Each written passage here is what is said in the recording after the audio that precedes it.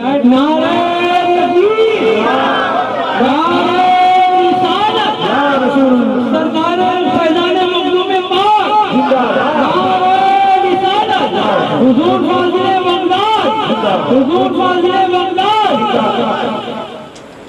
السلام علیکم ورحمۃ اللہ وبرکاتہ۔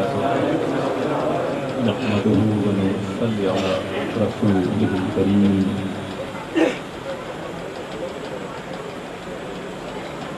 وبعد، اعوذ باللہ من الشیطان الرجیم، بسم اللہ الرحمن الرحیم۔ واذکروا اللہ کثیرا لعلکم تفلحون۔ صدق اللہ العلی العظیم۔ ان اللہ وملائکتہ یصلون علی النبی یا ایھا الذین آمنوا صلوا علیہ وسلموا تسلیما۔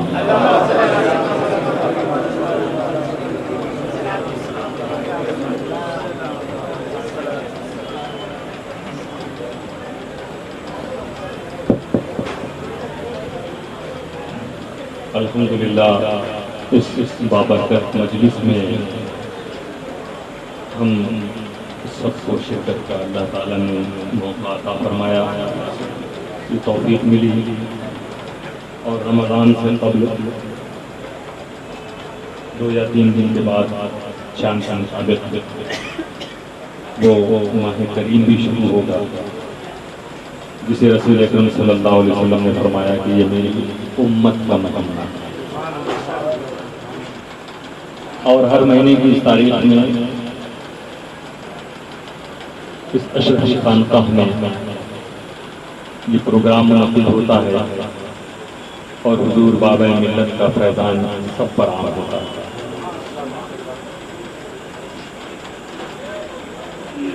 بزرگوں کا ذکر ہوتا ہے، اور یہ ذکر ہم کرتے نہیں ہیں، ہم اور آپ ہم سے کرایا گیا ہے، کیونکہ ذکر انہوں نے اپنے اس خدا کا کیا جس سے وہ محبت کرتے تھے۔ اولیاء کرام نے اللہ کا ذکر کیا تو اللہ نے فرمایا میرا ذکر کرنے والوں کا چرچا میں کروں، تو ہم لوگ تو اس چرچا کے ذریعہ بنے ہیں، وسیلہ بنے ہیں۔ ہمارے لیے اس میں درس ہے کہ جو اپنی زندگی کے مقصد کو پورا کرتا ہے وہ کبھی نہیں مرتا، جو غفلت کی زندگی میں جیتا ہے وہ جیتے جی مردہ ہوگا۔ زندہ اور مردہ کی پہچان یہ نہیں ہے کہ جس کی دل میں دھڑکن موجود ہو، سانس چل رہی ہو۔ عام طور پہ ڈاکٹر کو بلا کے پوچھا جاتا ہے کہ یہ باڈی اس میں زندگی ہے یا ڈیڈ باڈی ہے، یہی تو ہوتا ہے، وہ ڈکلیئر کرتے ہیں کہ یہ مردہ ہے کہ زندہ ہے۔ نہیں، اصل زندگی موت کو یہ ہے، چاہے دل دھڑک رہا ہو، سانس چل رہی ہو، ہاتھ پاؤں چل رہے ہوں، آنکھیں دیکھ رہی ہوں، کان سن رہا ہو، زبان بول رہی ہو، مگر خدا کی یاد سے اگر غافل ہے تو یہ چلنے پھرنے والا بھی مردہ ہے، اور چاہے دنیا نے اس کو آخری سانس لیتے ہوئے دیکھا ہو، دنیا والوں نے دیکھا ہو کہ ان کے دل کی دھڑکنیں بند ہو چکی تھیں، آنے والے ڈاکٹر نے بھی ڈکلیئر کیا کہ یہ جا چکے ہیں، ایکسپائرڈ ہو چکے ہیں اس کی زبان میں، چاہے لوگوں نے دیکھا کہ انہیں جب غسل دیا جا رہا تھا تو کوئی حرکت نہیں تھی، جب جنازہ لے کے جایا گیا کوئی حرکت نہیں تھی، قبر میں لٹا دیا گیا، پٹرے لگا دیے گئے، مٹی ڈال دی گئی، یعنی جو کام ایک مردہ کے ساتھ کیا جاتا ہے وہ سب کیا گیا، مگر ہر شریک ہونے والا یہ عقیدہ رکھتا ہے کہ ہم زندہ کے جنازے میں شریک ہوئے تھے۔ وجہ کیا؟ کیونکہ یہ کسی غافل کا جنازہ نہیں تھا، یہ ذاکر کا جنازہ، خدا کو یاد رکھنے والے کا جنازہ تھا، تو چاہے اس کی روح اس وقت بظاہر رخصت ہو گئی ہو، مگر وہ زندہ ہے اور قیامت تک زندہ ہے۔ تو آپ ایسی ہستیوں کا جشن مناتے ہیں ماشاءاللہ، اور ہم سب کو شکر ادا کرنا چاہیے کہ ان بزرگوں کا جشن منانے کی ہم سب کو توفیق ملتی ہے۔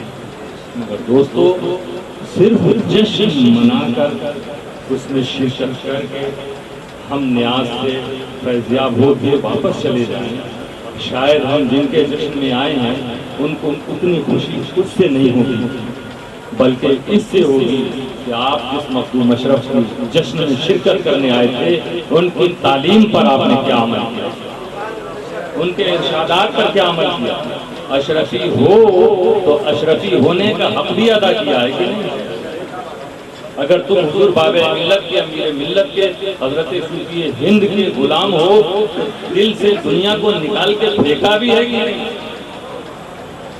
کہ تم دنیا ہی داری میں لگے رہے، دنیا کماؤ آخرت بنانے کے لیے، دنیا سے دور رہنے کا نہیں کہ اس کو الوداع کہہ دو، دکان بند کر دو، گھر میں بیٹھ جاؤ، مصلے پہ بیٹھ جاؤ، تسبیح ہاتھ میں لے لو، نہیں۔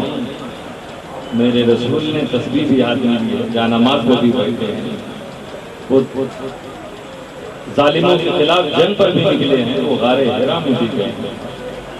اور دوستو، رسول نے تجارت بھی کی، دنیاوی وہ معاملات بھی رسول کرتے نظر آ رہے ہیں جو آپ ہم کے سامنے درپیش ہوتے ہیں، جن کا سامنا ہم اور آپ کرتے ہیں۔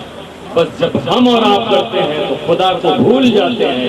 میرے رسول نے بتایا، چاہے اپنے گھر میں رہو یا باہر، خدا کو نہ بھولنا، اللہ کو یاد رکھنا، دنیا کی کسی معاملے میں تم ناکام نہیں ہو۔ حضرت مخدوم اشرف جہانگیر سمنانی، آپ ان کے جشن میں شامل ہوئے، فضائل آپ نے کتنے سنے، کون بیان کر سکتا ہے؟ سرکار مخدوم اشرف جب چھوڑنے کی بات آئی، ترک کی بات آئی، تو سلطنت کو ترک کر۔ آج آپ دیکھ رہے ہو سلطنت کے لیے لوگ کتنا کوششیں کرتے ہیں اور کیسے کیسے راستے اختیار کرتے ہیں، بادشاہت کے لیے، سلطنت کے لیے، حکومت کے لیے، راج پاٹ کے لیے۔ لیکن ہم اشرفیوں کے آقا نے اپنی سلطنت کو قربان کیا ہے اسلام کے لیے، خدا کو راضی رکھنے کے لیے، بھارت کے لاکھوں باطل پرستوں کو حق پرست بنانے کے لیے ترک کر کے آپ کچوچا کے جنگلوں میں کتنی تکلیفیں برداشت ہوں گی سرکار مخدوم اشرف۔ سنگھاسن پہ بیٹھنے والا اب جنگل میں آئے، آپ تصور نہیں کر سکتے۔ ہمارے اور آپ کے حالات کچھ بدلتے ہیں تو دماغ کام نہیں کرتا، کہتے بھی ہم لوگ کہ اب تو ایسا پریشان ہے کہ ساری امیدیں ٹوٹ گئی ہیں، مایوسی ہے، اب بے بس ہو گئے ہیں، دل چاہتا ہے یہ کر لیں، دل چاہتا ہے وہ کر لیں۔ کچھ لوگ کہتے ہیں اگر خودکشی حرام نہ ہوتی تو خودکشی کر لیتے، یہاں تک چلے جاتے۔ وہ سوچو کہ وہ مخدوم اشرف جو محل میں تھے، سنگھاسن پہ تھے، اور وہاں سے آئے کہاں؟ جنگل میں، جہاں کوئی بچھونا بھی نہ ملا، دشمنوں کے بیچ میں۔ تو ہم ان سے راحت مانگتے ہیں اپنے لیے، سکون مانگتے ہیں اپنے لیے، آرام مانگتے ہیں اپنے لیے۔ اور کتنا اچھا ہو کہ جس دن ہم یہ کہتے ہیں مخدوم اشرف اگر تکلیف آئے تو جو صبر آپ نے کیا تھا وہ صبر بھی ہمیں عطا کر دیں، تب تم اشرفی کہلاؤ۔ صرف پریشانیوں سے گھبرا کر ان کے دربار میں گڑ گڑانا، اس سے زیادہ پسند آئے گا مخدوم اشرف کو کہ اس پریشانی میں تم صبر کر کے دربار میں پہنچو، کہنے کی ضرورت نہیں پڑے گی، تمہیں صبر کرنا، شریعت اور طریقت کے اصولوں پر عمل کرنا، اور اسی محبت کے ساتھ مخدوم اشرف کے دربار میں جانا، زبان ہلانے کی ضرورت نہیں پڑے گی، کیونکہ وہ ذات ہے، ولیوں کا وہ سردار ہے کہ جس کے بارے میں محدث اعظم نے فرمایا ہے کہ تیری عطا پہ اشرفا سید خستہ جاں فدا، منگتا کے لب ہلے نہیں، حکم ہوا دیا دیا۔ نعرہ تکبیر، نعرہ رسالت، فیضان مخدوم اشرف، نعرہ رسالت۔ اولیاء کے سچے وفادار اور فرما بردار وہی ہوتے ہیں جو اولیاء کے راستے پر چلنے کی کوشش کرتے ہیں۔ اپنے پیر کا سب سے بڑا وفادار وہی ہے جو پیر کے اصولوں پر، جو پیر کے بتائے ہوئے راستے پر، اور وہ راستہ کبھی شریعت سے ہٹ کر نہیں ہوتا، طریقت کے اصولوں سے ہٹ کر نہیں ہو سکتا۔ کیونکہ جو اصول رسول اکرم صلی اللہ تعالی علیہ وسلم نے عطا فرما دیا دنیا بھر کے سارے ولیوں نے اس پر عمل کیا، وہی درس دیا ہے، کتابیں تک لکھی ہیں۔ حضرت مخدوم اشرف جہانگیر سمنانی کے فرمودات لطائف اشرف جو مرتب ہوئی، کبھی یہ شوق آپ کے اندر پیدا ہوا کہ ہم لطائف اشرفی کا درس سنا کریں، کبھی داتا گنج بخش کی کتابوں کو پڑھیں یا سنیں کسی عالم سے؟ وہ کہہ کیا رہے ہیں مریدین سے؟ مرید تو ہو گئے ہو، ابھی کہا نا مولانا محمد صاحب، مخدوم اشرف کا کوئی مرید جہنم میں نہیں جائے گا، لیکن یہ بھی یاد رکھو مخدوم اشرف کس کو کہہ رہے ہیں کہ کون کب مرید ہوا، مرید ہونے کے لیے کیا کیا چاہیے، پہلے صحیح مرید تو بن جاؤ۔ وہ جو چاہتے ہیں کہ میرا مرید کیسا ہو ویسا بن جاؤ، وہ جہنم کی آگ تمہیں کیا چھوڑے، جنت تمہارا انتظار کر رہی ہے، پھر تمہیں جنت کی طلب بھی نہیں رہی۔ طالب ذات کہاں، طالب لذات کہاں؟ جو محبوبین کو طلب کرنے والا ہو ان کی تلاش میں نکل جائے، وہ نعمت اور لذت، یہاں تک کہ جنت کی لذت کی بھی فکر نہیں۔ اسی لیے یہ انگور کے باغات کی طرف اس کی نظر نہیں ہوتی، اور وہ کہتا ہے طالب ذات کہاں، طالب لذات کہاں، میری فردوس ہے انگور کی جنت کے سوا۔ لیکن یہ کب ملے گا؟ جب دن کو ہوشیار رہو، رات کو بیدار رہو، چین کی نیند کہاں ملتی ہے؟ تربت کے سوا، قبر کے سوا کہیں تمہیں آرام نہیں ملے گا۔ اس زندگی میں کسی بھی سلسلے کا کوئی مرید اپنے مرشدین کی کتابوں کو اٹھا کے دیکھے گا تو یہی بتاتے رہیں گے کہ دوستو رسول نے جو حکم دے دیا میرے مرید پر فرض ہے کہ ان باتوں پر ایک ایک بات پر عمل کرتا نہ، خطائیں ہم سے اس میں ہوں گی، غلطیاں ہوں گی، تو سنبھالنے والے مرشدین سنبھالیں گے، نبھانے والے نبھائیں گے، کیونکہ اعمال کے بلبلتے پر ہمیں انجام نہیں ملنے والا، کیونکہ ہمارے اندر وہ سکت و طاقت ہی نہیں کہ ہم اس کا حق ادا کر سکیں۔ تو اپنے عمل کی بنیاد پر ہمیں کچھ نہیں ملے گا، نسبت کی بنیاد پر ملے گا، لیکن اس نسبت کے ساتھ اگر تم کوشش بھی نہ کرو، عزم و ارادہ بھی نہ کرو، ہمت بھی نہ کرو رسول کے فرمودات پر عمل کرنے کی، تو تم مرید ہو ہی نہیں۔ تم نے کوشش کیا، رزلٹ کوشش کی کامیابی وہ ان کے ہاتھ، تم نے کیا بھی ہے کہ نہیں؟ اسی لیے بزرگوں نے فرمایا، حضرت داتا گنج بخش فرماتے ہیں کہ بے ہمتی جس میں ہو، جس میں کچھ ہمت و طاقت نہ ہو، وہ مرید نہیں،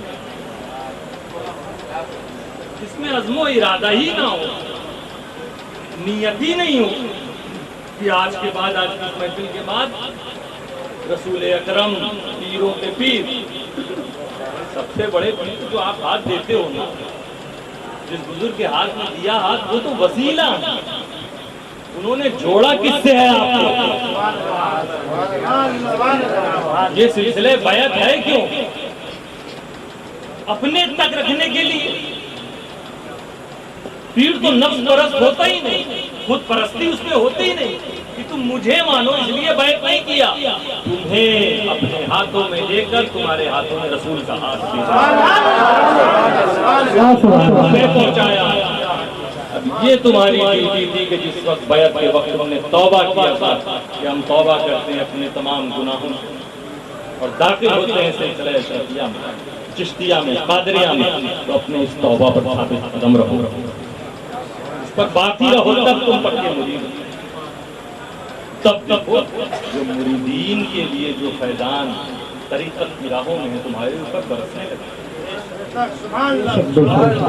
دوستو ہر مرید کے لیے ضروری ہے مرید کیسا ہونا چاہیے، اس پر لطائف اشرفی میں جو فرمودات کا شرط بیان کی مخدوم اشرف نے، پہلی شرط مرید کی یہ، دوسری شرط یہ، تیسری شرط۔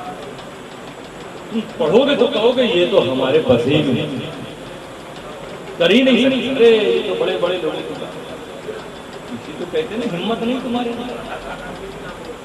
اس اسی کی تو دعوت دے رہے ہیں اولیاء کرام، ہمت پیدا کر، شریعت پر عمل کرنے کی ہمت پیدا کر، طریقت کی بارش تیرے اوپر برسنے لگے۔ یہ پہلا زینہ، رسول اکرم صلی اللہ علیہ وسلم کی باتوں پر عمل، یہی تو شریعت۔ جہاں سے جب تک تم شروعات نہیں کرو گے تب تک طریقت کی راہ تمہیں نہیں مل سکتی۔ ہم ان اولیاء کرام کی طرح نہیں ہو سکتے ایک بار میں، ان کی طرح چلنا، ان کی طرح بولنا، ان کی طرح اٹھنا بیٹھنا، وہ حالت جذب میں ہے۔ ان کی ابتدا کا حکم تمہیں نہیں دیا گیا۔ دیوانوں کو کتنی رعایت ہے، ان کے ذمے کوئی کام نہیں۔ ابتدا تمہیں کرنی تھی جو رسول نے فرمایا ہے، علیکم بسنتی و سنت اصحابی، کہ تم پر ضروری ہے، لازم ہے میرے طریقے پر چلنا اور میرے صحابیوں کے طریقے پر۔ آؤ ان طریقوں پر چلو، دیکھو اللہ تعالیٰ تمہیں کیسے کیسے مراتب کی سرفراز کرتا ہے۔ خدا کا یہ فضل ہوتا ہے کہ اپنے کچھ بندوں پر ان کی کسی ادا سے وہ خوش ہوتا ہے، کبھی کسی بزرگ کی دعا سے وہ خوش ہوتا ہے، پھر اللہ تعالیٰ نواز دیتا ایسا ہے کہ جہاں پہنچنے میں ہزاروں سال عبادتیں لوگ کرتے ہیں، سینکڑوں سال عبادتیں کرتے ہیں لوگ، زندگی بھر عبادت کر کے اس مقام پر پہنچتے ہیں، رب قدیر لمحے میں کسی بندے کو وہ مقام ان کی طرح تم بنو گے جنہیں خدا نے اپنے فضل سے عطا کر دیا ہے، ان کی طرح تم کہاں بنو گے؟ وہ فضل پانے کے لیے دوستو وہ نیت چاہیے۔ اسی لیے انما الاعمال بالنیات، بخاری شریف کی پہلی حدیث، کہ اعمال کا دار و مدار نیت۔ رب تعالیٰ کی رحمت کب پھر بندے کی طرف متوجہ ہو جائے، لیکن وہ طلب چاہیے، وہ نیت چاہیے۔ ویسے نیت اور طلب پیدا کرو۔ اب اس کے بعد یہ نہیں کہ نیت اور طلب کے ساتھ صرف انتظار کرتے ہو، نہیں، خدا کی مرضی ہے کہ ہو سکتا نیت اور طلب کے فوراً بعد نواز دیا جائے، اور نہیں تو تمہارے لیے رسول نے بتا دیا ہے میرا طریقہ ہے، اس منزل تک پہنچنا ہے، میری باتوں پر عمل کرو، میرے صحابہ کی بات کرو۔ ہم لوگوں کے لیے دو ہی راستے تھے اس امت میں، یا تو ڈائریکٹ اچانک خدا کا فضل شامل حال ہو جائے، اور یا پھر یہ طریقہ۔ لیکن جن پر خدا کا فضل حاصل ہوا ان کی بھی تعریف کو تم دیکھو تو زیادہ تر آپ مجازیب کی بھی تعریف کرو، نہ جانے کتنے مجذوبوں کے اتہاس کو دیکھو گے۔ شروعات انہوں نے مدرسے سے کی، انہوں نے فضیلت تک تعلیم حاصل کی، ایسے بھی جنہوں نے درسگاہ میں بیٹھ کے پڑھایا بھی۔ حضرت صوفی ہند اس کی جیتی جاتی مثال، اور آج جس بزرگ کی نیاز حضرت ابو علی شاہ قلندر، مشہور بزرگ ہیں، زبردست عالم اور خطیب تھے، اتنا زبردست ان کا واعظ، ان کا خطاب تھا کہ اس وقت مسجد قوت الاسلام وہاں پر آپ کو مقرر کر لیا گیا کہ بھائی خطاب آپ کا رہا کریں، اور خطاب، لیکن زندگی سنت کی پابند تھی۔ کئی سالوں تک بڑے بڑے علماء سے علم حاصل کیا تھا، شریعت کے علوم کے ماہر بنے۔ پھر رسول نے فرمایا بلغوا عنی، رسول کی حدیث ہے جو تم سیکھو اسے پہنچاؤ، بانٹو۔ واعظ تقریر کے ذریعے آپ نے اس خدمت کو انجام دینا شروع کیا، یہ رسول کا طریقہ تھا، اس پر چل رہے تھے، گناہوں میں ملوث نہیں تھے، غفلت کی زندگی نہیں گزار رہے تھے، بیدار مومن کی طرح زندگی گزار رہے تھے۔ پڑھا، پڑھنے کے بعد اسی مدرسے میں پڑھایا، اسی مدرسے میں مقرر ہوئے۔ یہ بھی بڑی بات ہوتی ہے کہ جو طالب علم جس مدرسے سے فارغ ہو اسی میں اس کو تدریس کا موقع دیا جائے، ہیڈ آف دا ڈپارٹمنٹ بنا دیا جائے۔ اس کا مطلب کیونکہ اساتذہ جانتے ہیں کہ طالب علم میں کتنی صلاحیت ہے۔ اب باز کرنے لگے جب مسجد میں، تو ایک بار ایک اللہ والا آیا اور کہا کب تک قیل و قال میں لگے رہو گے؟ بس یہ جملہ اثر ہے۔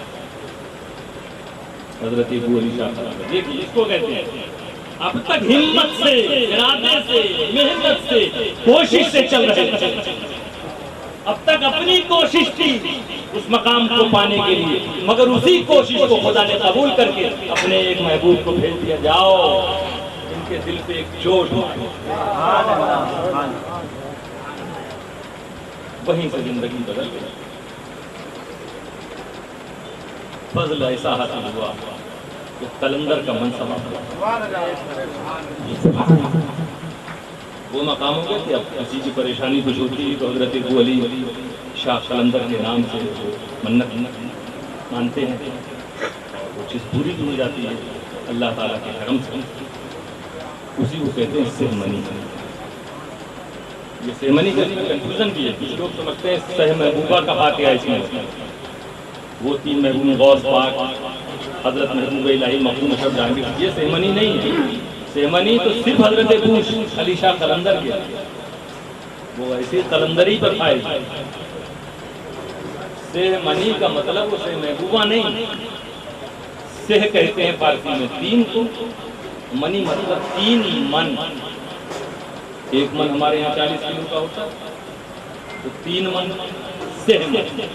سہ مانے 3, سمجھے. سہ مانی سہ محبوبہ نہیں, سہ منی اس کو کہتے ہیں. 3 من وہ منت کا طریقہ ہے.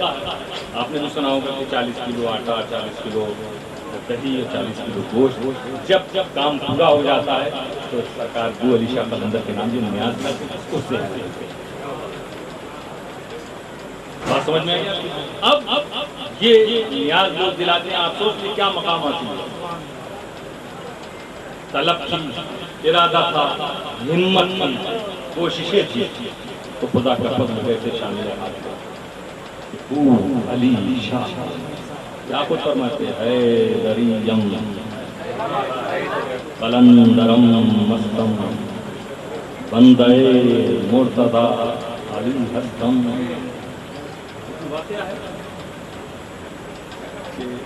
بڑی آپ نے چلہ کشی کی, بڑے مجاہدے کی. دیکھو بیٹھے بیٹھے نہیں ملا, دن کو ہوشیار رہو رات کو بیدار. ہم دنیا میں چین ڈھونڈتے ہیں اور چاہتے ہیں کہ مقام بھی مل جائے, بڑے آرام سے مل جائے. کیسے کیسے مجاہدے لوگ بیان کرنے والے بیان کے کئی سال کے بتاتے ہیں.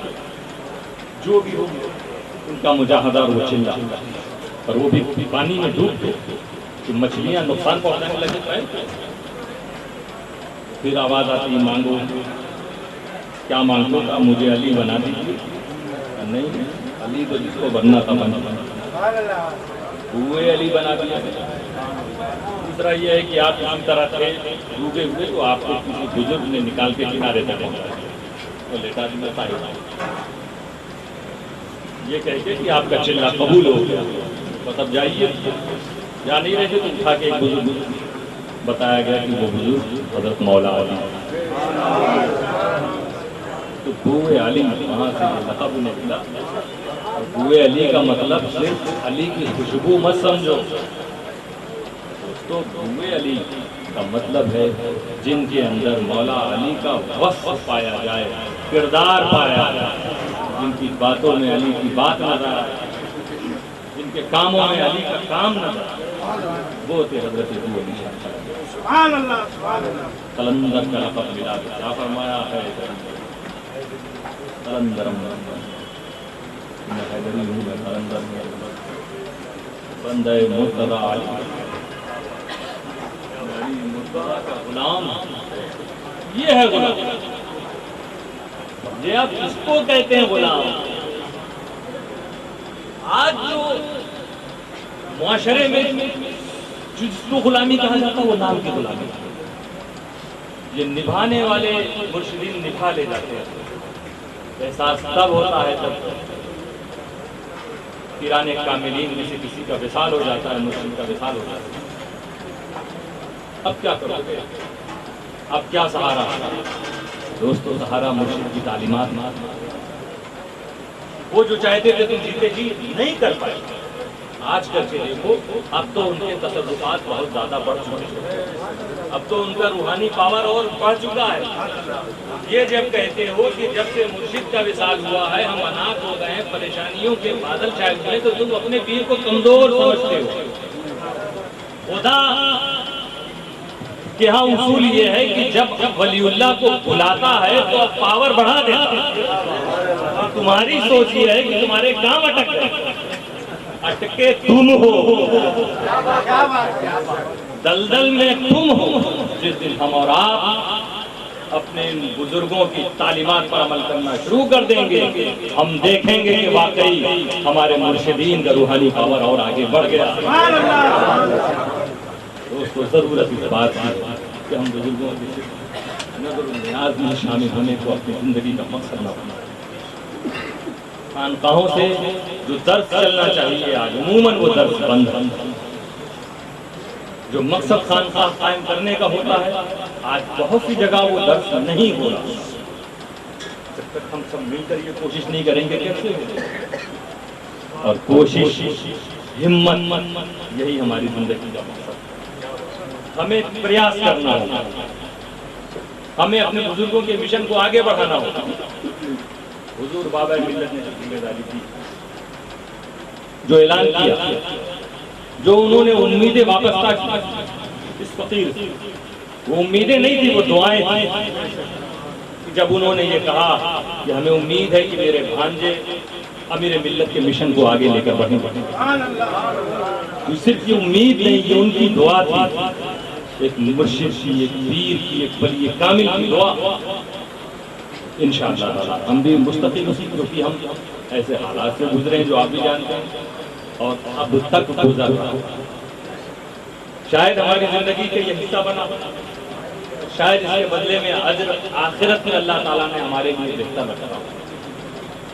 दुनियावी तकलीफें 60-70 साल से ज्यादा तो नहीं होगी ना, 80 साल तक होंगी, बस इससे ज्यादा तो नहीं हो सकती ना दुनिया की तकलीफ, क्योंकि आदमी जिंदा ही नहीं रहता इसके बाद आमतौर पर। लेकिन आखिरत की जिंदगी तो हमेशा। तो अगर मौला इन आजमाइशों के बदले में हमें आखिरत में अजर अता फरमाता है तो मैं उसी को पसंद करूंगा। बस इन मुसीबतों में अल्लाह मुझे साबित कदम रखना, सब्र अता फरमाए, और जो हमारे इमाम जान ने जो दुआओं से नवाजा था, मुझे वो ताकत अता फरमाए कि मैं उनके उस मिशन को दुनिया के कोने कोने तक पहुंचा, चाहे वो सिचौशा में जो इंशाअल्लाह ताला काम जारी होने वाला, हुजूर सूफी हिंद के मदारे अक़दस से लेकर हुजूर अमीर मिल्लत और बाबा मिल्लत के आस्थाने तक इंशाअल्लाह पूरा एक ही सहन हो जाए, ऐसी कोशिशें की जा रही है। इरादा है, हमारे साथ कुछ लोग लगे भी हैं, मगर सबका साथ चाहिए। असल में सबका साथ, सबका विकास तो इसी को कहते हैं, विकास आखिरत वाला विकास जिसको कहते हैं। इसमें भी किसी को पीछे नहीं रहना। जब भी आपको ये आवाज़ मिले उस चमन को बचाने में बहुत लोगों का योगदान तो नहीं रहा, लेकिन इंशाअल्लाह अब मजीद जो चीज़ें उन्हें बचाया जाए और बचाने के बाद बनाया जाए, क्योंकि हम और आप चले जाएंगे, एक ऐसी खानका हम आने वाली नस्लों के लिए दें जिसे खानका कहा जाता है, और वो सिर्फ इमारतों का नाम ना होना, वो इमारतों के साथ साथ खानका के जो मकसद है वो भी वहाँ से पूरे किए जाए, वैसा भी वहाँ पर इंतजाम। तो इंशाअल्लाह ताला वो पिछौचा आपका मरकज है, उसे ताउन की अगर जरूरत हो तो कहना ना पड़े, और मैं कहूँगा भी नहीं ज़्यादा। हमें बुजुर्गों पे भरोसा है कि आपकी खुद अपनी ड्यूटी होती है, कि आपको फिक्र होनी चाहिए। इतनी बड़ी जिम्मेदारी, और जिसके बाद हुजूर बाबा मिल्लत ये ऐलान करते हुए नजर आए थे, और उन्होंने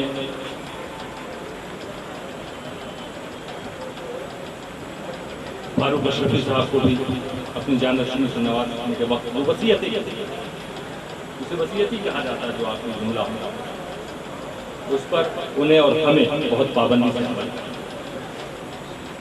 और सारे मुरीदीन को एक जगह जो लोग मौजूद नहीं हैं आप उन तक पहुँचाइए, शुक्र को शुबहात से निकलिए बाहर, कन्फ्यूजन दिलो दिमाग से निकालिए,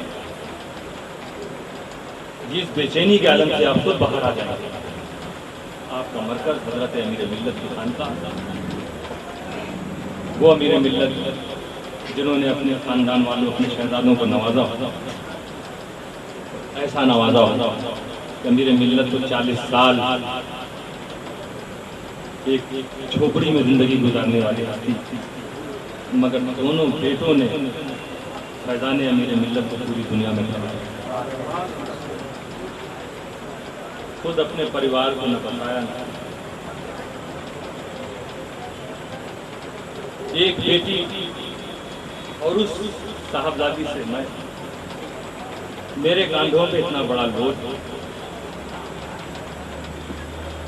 ہم تو یہ کہیں گے کہ حضور بابا ملت کے کاندھوں پر تو ایک بزرگ کے مشن کا بوجھ، گل بابا کے کاندھے پر ایک بزرگ کے مشن کا بوجھ تھا، میرے کاندھے پہ 3 بزرگوں کے مشن کیونکہ ہمیں حضرت امیر ملت، حضرت بابا ملت، ہم تینوں بزرگوں کے مشن کو لے کے آگے بڑھتے ہیں۔ انہی تینوں بزرگوں کا یہ فیصلہ ہے، حضرت صوفی ہند کا یہ فیصلہ نہ ہوتا تو کشوشا نہ آنا، آپ کا کشوشا بعد وصال تشریف لانا۔ میں نے کہا نا، اللہ والوں کا وصال کے بعد ان کے تصرفات بڑھ جاتے ہیں، روحانی پاور بڑھ جاتا ہے۔ دنیا میں کبھی مان لیجئے اللہ تعالیٰ نے کچھ چیزوں کی وجہ سے پردہ ڈالا، یہ رب کی مرضی ہے، اس کی حکمت ہے، وہ بندوں کا امتحان لیتا، ولی کے ذریعے لے رہا، میرے اس ولی کے ساتھ بندے سلوک کیا کر رہے ہیں، لیکن بعد وصال کوئی پردہ نہیں رہتا۔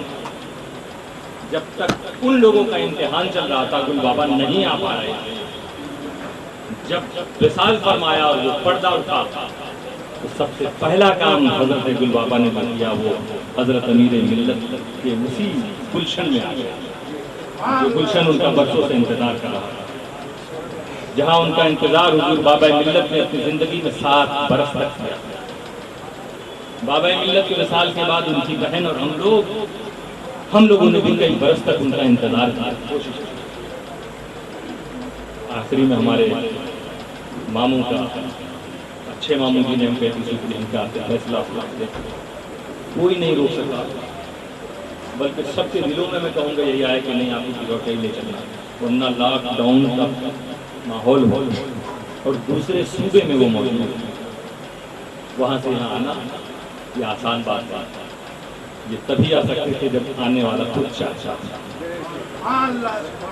آپ تشریف لائے، آپ ماشاءاللہ جگمگ وہ آستانہ، وہ خانقاہ نظر آ رہی، لیکن ہمیں اور آپ کو اپنی رسپانسبلٹی کو نہیں بھولنا چاہیے۔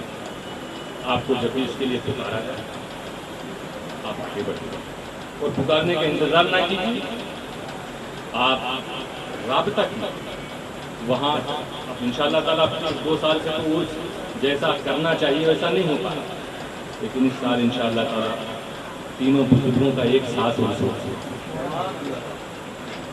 حضور صوفی ہند کی تاریخ میں ایک چھوٹا سا پروگرام ہو جائے گا، وہیں قریب کے لوگ شریک ہو جائیں گے اس میں۔ اسی طرح سے حضور بابا ملت کی اصلی تاریخ آتی ہے، اس میں بھی اسی طرح پروگرام ہو جاتا ہے، امیر علوم کا ایک جلسہ ہو جاتا ہے اس میں، لیکن دونوں بزرگوں عرس کو حضور امیر ملت کی عرس کے ساتھ جوڑ دیا۔ اپنے عرس کے لیے تو بابا خود ہی اشارہ کر کے چلے گئے، حضور صوفی ہند نے بھی وہاں آ کر یہی اشارہ کیا ہے، اتنی قریب تاریخ کہ اب ان تینوں بزرگوں تاکہ آنے والوں کے لیے بھی آسانی ہو کہ ایک ہی ساتھ آئیے، صوفی ہند کا بھی فیض حاصل کیجیے، بابا ملت کے فیضان سے بھی معلومات ہوگی، اور ان دونوں کے آقا حضور امیر ملت کے بھی فیضان سے، تو انشاءاللہ تعالیٰ وہ مرکزی عرس ہوگا، وہ آپ کا مرکز ہے، تینوں بزرگوں کا ایک ساتھ۔ میں رمضان عید سے پہلے ڈیٹ کا بھی اعلان کر دوں گا انشاءاللہ 4 مہینہ پہلے، تاکہ آپ آرام سے ٹکٹ کرا لیں، اور یہ دعا کیجیے گا کہ کوئی رکاوٹ نہ ہو، کیونکہ جب رکاوٹیں گورنمنٹ کی طرف سے ہو جاتی ہیں تو اس کو فالو کرنا ذمہ داروں کے لیے بہت ضروری ہے۔ آپ جانتے ہیں جو حالات ہیں آج کل، ذرا سے کوئی غلط کام کرنا تو بہت بڑا نقصان ہوتا ہے، تو جوش اور محبت اس کو باقی رکھیے، مگر اس کا مطلب یہ نہیں ہے کہ ہم قانون کو بھی توڑنے لگے، لیکن انشاءاللہ تعالیٰ مجھے امید ہے کہ ہم جیسا 2 سال سے نہیں کر پا رہے ہیں، تڑپ رہے ہیں سب لوگ، آپ لوگ ہمیں یہ کہتے ہوئے بالکل اچھا نہیں لگتا کہ اس بار آپ لوگ جہاں ہیں وہیں پروگرام کریں، ہم چاہتے ہیں کہ آپ آئیں، حالات ایسے ہوتے ہیں جب ظاہر سی بات ہے آفیسر خود بلا کے میٹنگ کرتے ہیں اور کہتے ہیں کہ نہیں کسی کو نہیں آنا چاہیے، آپ کو ذمہ دار بنا جائے گا، تو ایسے ٹائم آپ کو روکا مگر اب دعا کرتے ہیں اللہ تعالیٰ کوئی لہر اب نہ آئے اور آئے تو اس کا کوئی اثر ایسا نہ ہو، شفا پہلے سے لوگوں تاکہ جو لوگ تڑپ رہے ہیں انشاءاللہ آئیے اور اس پروگرام کو اور بڑھائیں گے اور اچھے انداز میں کریں گے۔ تینوں بزرگوں کا ہے، زیادہ سے زیادہ تعداد میں لوگ آنے کی تیاری میں آئیں گے بھی، آپ لوگوں کو بھی دعوت آتا تو انشاءاللہ تعالیٰ وہاں کے لیے بھی آپ کو اس طرح شریک ہونا ہے، اس کے لیے بھی آپ تیاری رکھیے گا، اور پھر مرکز میں آپ اس طرح سے مرکزی کام جو ہوگا وہاں پر تعمیری کام ہو، وہاں جس طرح کا جو سسٹم پیدا کیا جائے اور بھی اس کی توسیع کے لیے اور بڑھانے کے لیے بابا نے بہت سی زمینیں تو بک گئی۔ آج سوچیے آج کیا ملا کیا، جن لوگوں نے حضور صوفی ہند کو ذریعہ بنا کر انہی کے گلشن کو برباد کیا، آج کیا ہوا، کیا نتیجہ نکلا اس کا؟ حضرت تو وہیں آ گیا لیکن درگاہ کی ساری زمینیں بک گئی۔ پچھوچا سے بسکھاری کے درمیان جو مین روڈ گئی ہے جتنی زمینیں تھی وہ بک گئی، امیر العلوم کے پیچھے کی طرف جو زمینیں تھی وہ بک گئی۔ میں تو کہتا رہا نا لیکن بہت سے لوگوں نے توجہ نہیں سمجھے نہیں، یہ بچانے کے لیے میں کہہ رہا ہوں، مگر تقدیر بھی ہوتی ہے لکھا ہوا خدا کا، کیونکہ اس میں کئی لوگوں کا امتحان ہوتا ہے۔ اللہ کا شکر ہے میں بھی آزمائش میں تھا، مگر مجھے لگتا ہے کہ صبر اور استقامت جو بھی اللہ نے مجھے عطا کی اس کے بدلے میں رب تعالیٰ نے مجھے کامیابی دی۔ کافی کچھ لٹ گیا، آپ کیا پتا تھا، جن کا کام بچانا تھا انہوں نے ویسی کوششیں نہیں کی، مگر اب شکوے کی ضرورت نہیں، اب صرف ہم سب کو اپنے اپنے اندر احساس پیدا کرنا۔ دیکھو یہاں پر آپ سب ہمارے اپنے، اگر ہم شکایت بھی کریں گے تو اپنے ہی سے تو کریں گے، لیکن اب اس کی بھی ضرورت نہیں، اب تو صرف یہ کہ ہاں اب تک اگر غافل تھے، اب تک توجہ نہیں کی یا اب تک کچھ غلطی ہو گئی ہے تو وہ احساس کر کے کہ اب ہمیں اس کا مکافات کرنا، اس کو صحیح کرنا، اور الحمدللہ جس کو جیسے جیسے احساس ہوا یہ بھی صحیح ہے کہ جیسے جیسے احساس ہوا اپنی اپنی غلطیوں کا ویسے وہ پلٹے بھی بابا ملت کے کرم اور پھر پوری محنت اور لگن کے ساتھ ان کی بابا ملت کے کاموں کو آگے بڑھنے والی، یہ بھی میں دیکھ رہا ہوں۔ ہم بھی ان سے راضی ہوئے، کبھی ہم ناراض رہا کرتے تھے، ہم بھی راضی ہوئے ان سے، اور ہم یہ بھی دعا کرتے ہیں بابا ملت اور حضور صوفی ہند اور حضور امیر ملت کی بارگاہ میں وہ بھی اپنی رضا سے انہیں خوشی سے نوازیں گے، لیکن جو نقصان ہوا ہے یہ آزمائش کر لیا جائے کہ اس کو بھی ہمیں پورا کرنا۔ حضور بابا ملت کے دور میں جو چیز تھی جو لٹ گئی، اب لٹنے کے بعد ہم کتنا کر سکتے ہیں وہ کر کے دکھائیں گے۔ تو اب مریدین سب کو متحد ہونا ہے، سب آپس میں میل رہے، دلوں کو آپس میں ملائیے، ایک دوسرے سے جو شکوا تھا اسے کنارے کیجیے اور ایک پلیٹ فارم ایک جھنڈے کے نیچے کھڑے ہوئے۔ انشاءاللہ تعالی حسن عسکری آپ کو اپنے ساتھ لے چلنے کو تیار۔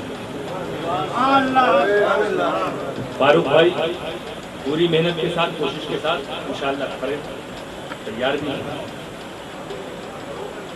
دوسرے اور بھی لوگ ہیں جو کا میں نام نہیں لے رہا ہوں، مگر ان کی سب سے بڑی ذمہ داری اس لیے بھی اور ماشاءاللہ نبھایا بھی انہوں نے، نبھایا بھی، اس سے بھی انکار نہیں، لیکن اگر کہیں کچھ کمی کسی سے بھی رہی ہے تو اسے بھی چھوڑ کر حضور بابا ملت کے اس جملے کو ہمیشہ یاد رکھیے گا کہ جانشین امیر ملت کا خیال رکھنا جانشین بابا ملت پر فرض ہے، یہ بابا ملت نے فرض تو ماشاءاللہ یہ کچھ اس وقت نہ سمجھنے کی وجہ سے بہت سی چیزیں ہوتی ہیں، ہماری ناراضی کو بھی لوگوں نے غلط رنگ دیا۔ میں اس گھر کا نواسا ہوں، میں کیوں برا چاہتا ہوں؟ آج وہ جو آفیسر جو رجسٹری کرتے ہیں نا، جنہوں نے بیچنے والوں کی زمین نام لکھا نا، تنیر بابا کی زمین بک گئی تو بھائی وہاں پہ تو وہ رجسٹرار یہ وہ کریں گے نا، وہ کہتے ہیں کمال کی بات یہ ہے کہ بابا نے جن کے ہاتھ میں چابی دے کے گئے تھے، ذمہ داری دے کے گئے تھے، کاغذات ان کے پاس تھے، قبضہ ان کا تھا، مگر ایک انچ بھی وہ کسی مس یوز کے لیے لکھانے کے لیے میرے پاس نہیں۔ ہم حفاظت کرتے رہے، ہمارے والد حفاظت کرتے رہے۔ کیوں؟ ہم نے دیکھا ہے کہ حضور بابا ملت نے کتنی محنت سے اس چمن کو آباد۔ تو بہرحال اس کو تو صرف مان لو کو تقدیر ہی میں ایسا لکھا ہے، لیکن نگاہ مرد مومن سے بدل جاتی ہیں تقدیریں۔ اب آؤ کوششوں کو شروع کرو، محنت کرو، ہمت ارادے سے کام کرو، جو کچھ کھویا ہے سب کی ذمہ داری ہے اس میں۔ یہ مت سمجھنا کہ اس کے لیے ذمہ دار وہی لوگ ہیں کہ جو بابا کے بہت قریب رہا کرتے ہیں۔ نہیں، قریب و دور نہیں، ہر مرید اپنے پیر کے دل میں رہتا ہے۔ جسمانی طور پر قریب رہنے کا جن لوگوں کو موقع دل کے ساتھ ساتھ جسمانی طور پر ملا وہ بھی بڑے خوش نصیب ہیں اور ان کی اپنی خدمات بھی۔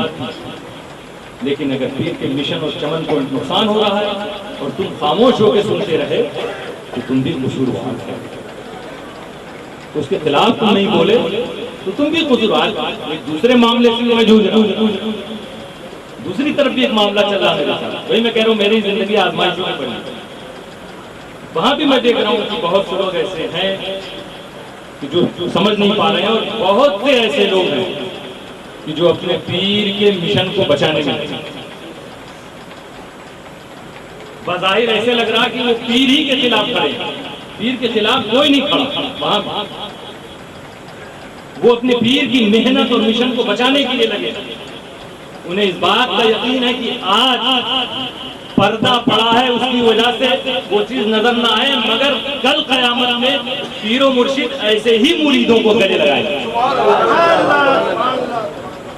جو درس پیر کا ہوتا ہے، جو تعلیم ہوتی ہے، اس پر عمل کرنے والا سچا مرید کہلاتا ہے، اور اس کو چھوڑ دینے والا، نظر انداز کرنے والا وہ سچا مرید نہیں، اس پر خاموش رہنے والا وہ سچا مرید۔ تو دوستو جو ہوا سو